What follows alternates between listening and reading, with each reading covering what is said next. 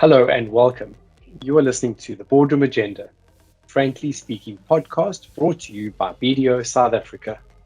Boardroom Agenda is a collection of conversations facilitated by BDO with those charged with governance, as well as subject matter experts on wide-ranging themes and topics, all guided by the non-executive director's agenda. I am Ricardo, BDO South Africa Non-Executive Director, Hub Leader, and your host for the Boardroom Agenda. Thank you for joining the conversation. Boards of directors will very soon be obligated to report on sustainability. To provide guidance to boards and those charged with governance, BDO has authored a paper on sustainability reporting. In this report, the paper proposes 10 questions that boards should know the answers to. In this 4-part series, we unpack these questions and explore what is meant for the Boardroom Agenda. In this, our final installment in the series, we focus our conversation on the practical considerations of adopting sustainability reporting obligations. We will look at the timeline for adoption, as well as reflecting on the reporting system and governance structures that will be necessary in meeting sustainability reporting disclosures. Our guests and BDO subject matter experts in sustainability reporting are Marc Priestley, a partner in BDO Canada, as well as a member of the BDO Global IFRS team. He plays a lead role in developing BDO sustainability reporting philosophy and standards.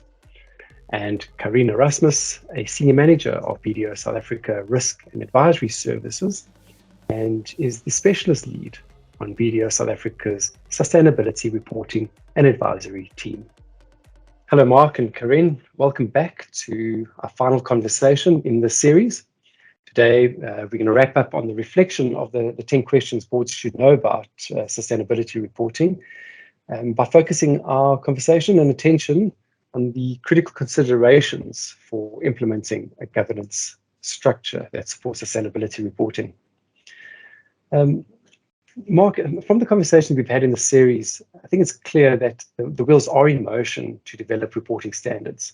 So I think it's pretty much a given that it's going to happen. The exact date, though, of adoption, I guess, in each jurisdiction is the big question. Marc, what is the timeline for this effective date of IFRS sustainability reporting standards? So it is technically unknown right now because the exposure drafts for the ISSB standards, they're still open until the end of July.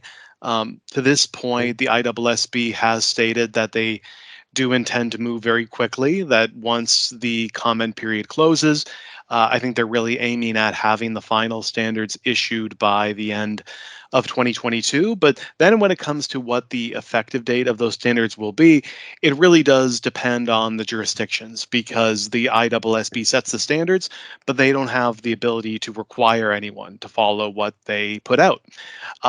When we look at this at a high level globally, I would say similarly, we expect many jurisdictions to move very quickly as well in this regard. For example, in the United Kingdom, they've already started to require some entities that are listed to start reporting under the TCFD recommendations. The U.S. is proposing to make certain sustainability disclosures applicable starting in for 2023 year ends. So I would say that this is not something where you should expect a 3 to 5 year effective date. I would say that it's much sooner. The final point I would make about that is that one of the really interesting points in the proposals is that it seems that the ISSB is considering potentially a phased approach. Some of the questions in their exposure drafts ask about, well, should we make certain requirements applicable before other requirements? Because for many entities, this is going to be a quantum leap,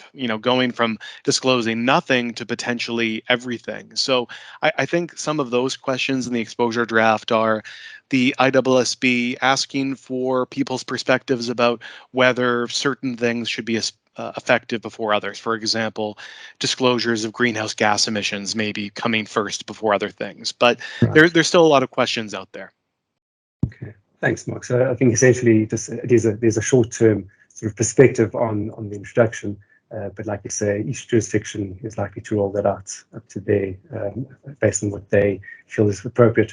Karien, do you see that what we can anticipate in South Africa being different, or do you have any guidance from a South African context?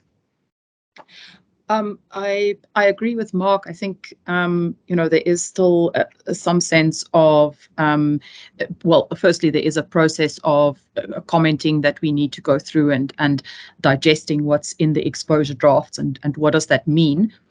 From a South African context, interestingly enough, if we look at the reporting, the sustainability reporting guidelines that was also out for comment now recently from the JSE, a lot of what the ISSB is proposing has been captured in the JSE guidelines as well through the integration of the TCFD recommendations.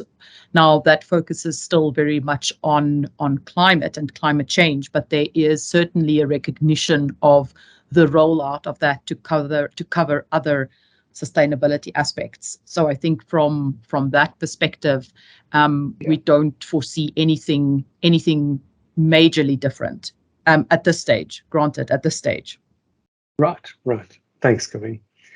So I think that it's fair to say, and it's clear that corporates do need to start applying sustainability reporting standards sooner rather than later. Mark, how are you seeing corporates prepare their governance structures in anticipation of these reporting obligations that are coming down the line? I think it's a couple of things. First of all, you see a shift in the approach where I think even amongst a lot of larger entities, an approach that's been common to date is to create a sort of subcommittee or an ad hoc committee that sits to the side of the board that's meant to deal with all of those sustainability items. That's very nascent and new. We'll set aside certain board members who are going to look into that. But one of the major shifts we're starting to observe is that some of this is starting to be taken on to the main board's agenda, because this isn't sort of just a side project, right? In the same way that a board wouldn't consider financial results as being a side project to everything else, we're seeing that these types of items are finding their way onto the agenda of board meetings constantly as a standing agenda item. So there may be certain members of the board and certain directors who are charged with some of the doing, that might sit under particular committees to oversee management. We're seeing these types of issues and discussions come on to board meetings constantly. So it's becoming a very, very prevalent issue. That's the biggest takeaway I would see about how we're seeing boards be affected by sustainability developments. Sure. Mark or Karien, are you seeing specialist net appointments being made where almost to fill the knowledge gap on the board with the focus on sustainability? Yeah, I would say one of the most interesting things I've observed over the last year or two is that anyone who has existing sustainability reporting experience under previous frameworks, they're one of the hottest commodities that exists in this world right now, because it's a skill set where a lot of people maybe just have their feet wet and aren't necessarily ready to swim. So if you're someone that is an Olympic swimmer that really has that knowledge set, they're in extremely high demand. But I've certainly observed numerous board appointments where, exactly as you said, people are looking for individuals with this knowledge set, and it's a scarce commodity right now. Right. Excellent. Thank you, Mark. Karien, maybe just shifting the conversation more to, I suppose, a bit of a deeper dive. How do you anticipate the internal control environments in corporates, as well as the financial reporting systems, to be adapted to cater for these sustainability reporting obligations? I think there are two key things that we're going to see happening, Ricardo. The first is that when we look at the ISSB exposure drafts, and specifically if we read the content around it, the objective behind it, the first thing is that what we see being applied from a principal perspective in terms of financial reporting, we want to see the same rigor being applied to your Okay. sustainability data. And when I talk about rigor, I think there are three key principles that I want to highlight. The first is the integrity of data. So we're going to see, and this has started to happen. There are quite a few companies that do assure their sustainability information, their sustainability reports. So the integrity of data is absolutely critical. The second very important aspect is, and linked to that, is the auditability. So having a suite of information which is supported by source documents within a safe and a clear operating environment is incredibly important. And finally, continuous monitoring. Your sustainability report isn't very much the same as what you look at your quarterly or your half-year results. Your sustainability report should, and your sustainability data and disclosure should allow for that same kind of continuous monitoring. The second element that I think we're going to see is the marrying of the two, the marrying of the financial and the sustainability information. And this speaks very much to how do we quantify impact, and how do we quantify and the impact of material issues on our business. And there's yet to be developed a suite of very clear recommendations or guidelines as to how exactly to unpack that and to manage that within the context of consistency and comparability across frameworks and within different sectors. Mm-hmm. Okay. It's quite clear and I guess evident, Karien, from what you've described, is that there's going to be a strong reliance on data. And I think that, like you said, it's the integrity, the auditability, but also this marrying of data. Absolutely. There was an interesting article a couple of weeks ago in one of the business journals on sustainability data. And if you look at a couple of years ago, and they talk about structured versus unstructured data. If you look at a couple of years ago, there was a very little publicly available sustainability information, and there's been a tremendous growth in sustainability information over the past 10 years. However, very little of that is structured data. In other words, data which is comparable, data within the context of specific indicators, specific metrics, or specific frameworks. And I think that's what we're trying to avoid, is this kind of haze of information within different reporting frameworks, and really narrow it down to the nuts and bolts, or rather the rands and cents of what impact means. That's right. Marc, would you like to come in there from a global perspective and just reflecting on the internal control environments and financial reporting systems adaptation? Yeah, I agree with everything that was just said there, especially the word rigor. That's a word that I've been using a lot lately, because even for entities that have been doing some type of sustainability reporting already, in many cases, it's either been subject to very limited or no assurance at all. So if we're being really honest here, imagine how accurate the financial reporting results would be for companies if they weren't subject to audit. The amount of attention and rigor and focus that would be put on them would go down so significantly. So that's really the ecosystem that exists right now under many types of sustainability reporting. So the amount of additional work and attention that's going to be needed to be paid to this is significant. Like, use a practical example. Say that you're an airline, and one of the disclosures that airline might want to make is the percentage of fuel consumed that is from an alternative source, some sort of biofuel, for example.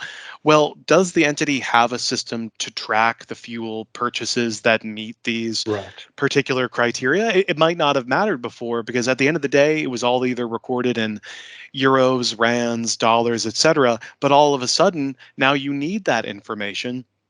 and it needs to be collated and gathered in such a way that it's subject to assurance and audit. It's really Right. an enormous transformation in the number of items that an entity is going to have to gather with enough rigor that they're comfortable getting those numbers audited or subject to some type of assurance, which will be coming down quite shortly.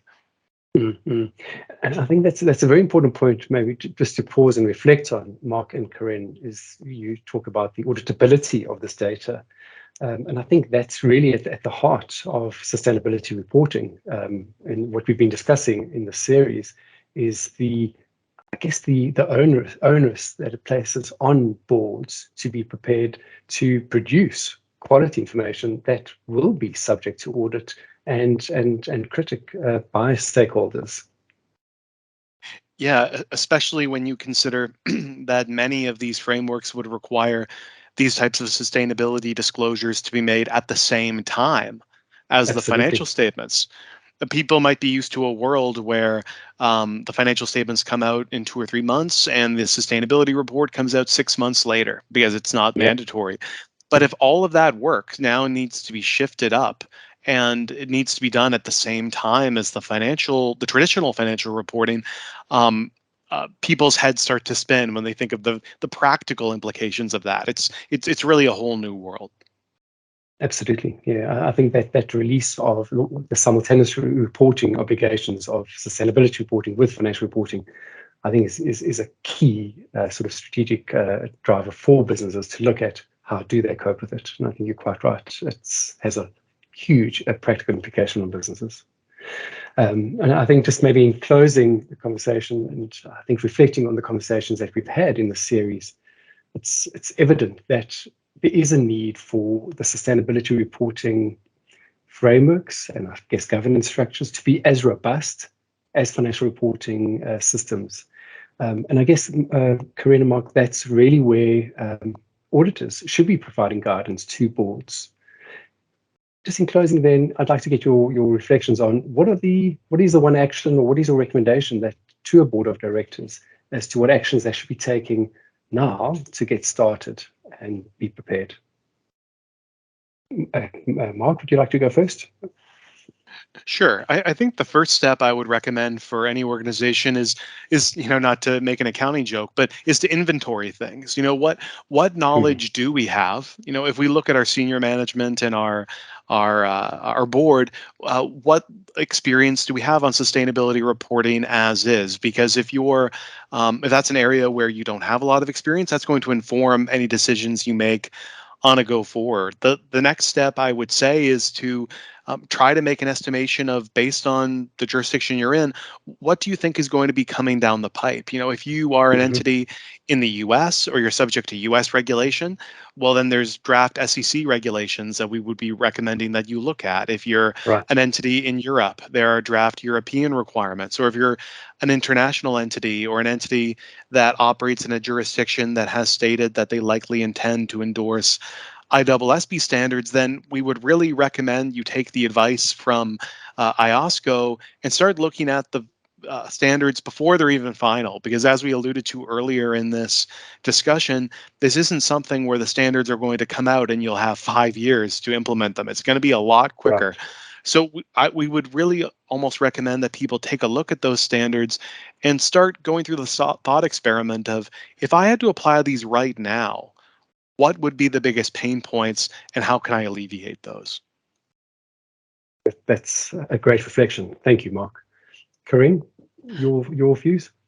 I concur absolutely with what Marc has said.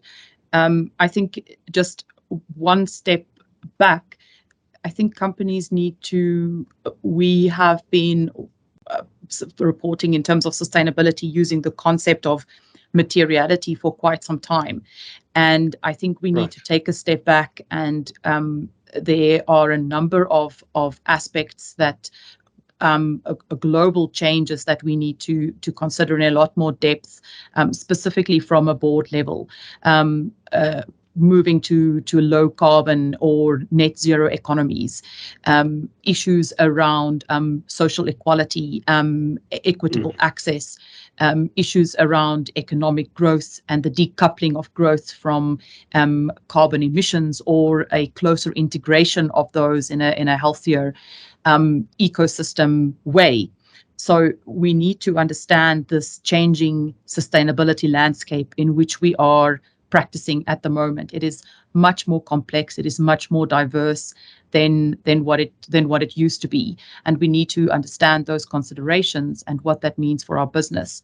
In addition to that, I agree, as Marc said, understand what is coming down the line. We know that there is great reliance on the framework of guidance or recommendations such as the TCFD, which critically starts to look at the integration that happens between your financial and your sustainability decision making at a governance level, within your strategy and within your risk management. I think that we talk sustainability and we put it into policies or put it into strategies, but it doesn't reach our enterprise risk management, and that's sometimes where we fall short, and that is something that I think we need to carefully consider and have a different lens in terms of your risk register, and how would you integrate some of these, like I said, global change issues that we're facing. How should that be integrated into that process to get you started?